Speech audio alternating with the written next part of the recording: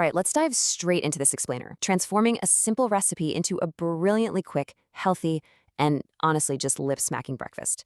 Look, if you love Indian cuisine, or even if you're just kind of looking to shake up your morning routine, you are in the exact right place. We're going to master a classic dish together, step by step, so you nail it on your very first try. Because we all want a delicious start to the day, right? But let's be real, mornings are totally hectic. And the biggest hurdle with making poha, flattened rice, well, it isn't the flavor, it's the texture. It is just incredibly easy to end up with this mushy, gooey disaster that looks way more like porridge than a vibrant breakfast dish. But hey, don't sweat it. The source material we're walking through today gives us a totally foolproof method to avoid that exact nightmare. Okay, so part 1, the fluffy poha secret. First things first, you've got to choose the right variety at the market.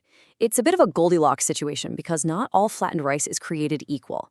The thick variety, that's strictly for fried recipes. And the ultra-thin stuff is used for dry, roasted namkeens or snacks. If you use the thick kind, it's going to be super tough.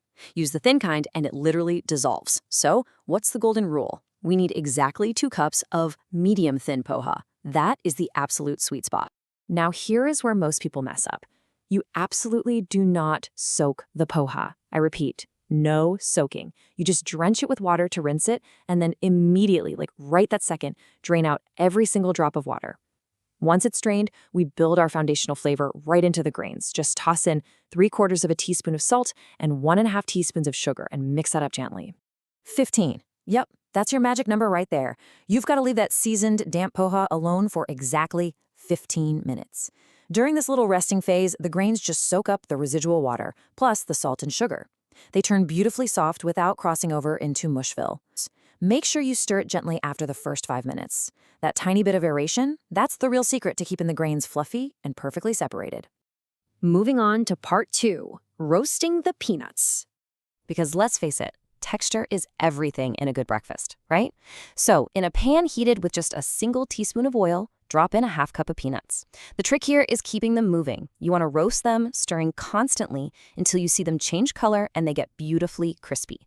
The smell in your kitchen right now is going to be absolutely amazing. You can skip the use of peanuts, but I prefer adding peanuts in poha, and I couldn't agree more. It's highly recommended for that essential crunch against the soft rice, but, it's totally adaptable if you've got nut allergies at home.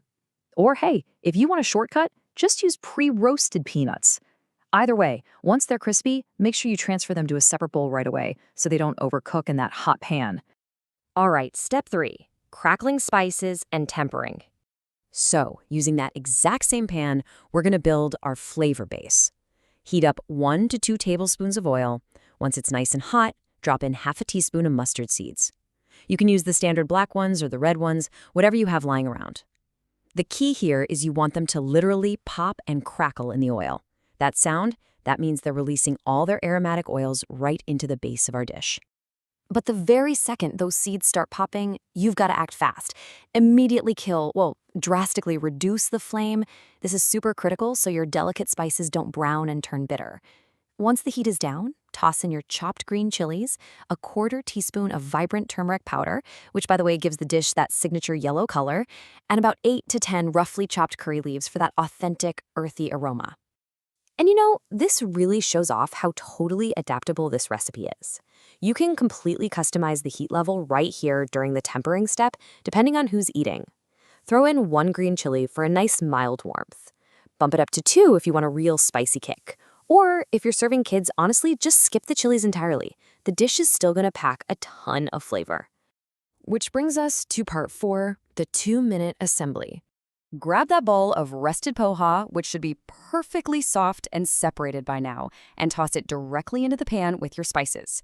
Mix it up thoroughly so every single grain gets coated in that gorgeous yellow turmeric oil. Now watch the clock. You only need to cook this for exactly 2 minutes. It's already soft from resting. We're literally just marrying the flavors together and warming it through.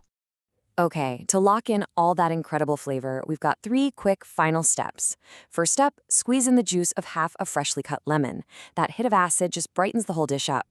Second, drop your flame down to an absolute minimum so nothing sticks. And third, give it one last gentle mix. I promise you, your kitchen smells totally irresistible right now. And finally, part 5, plating and garnishing.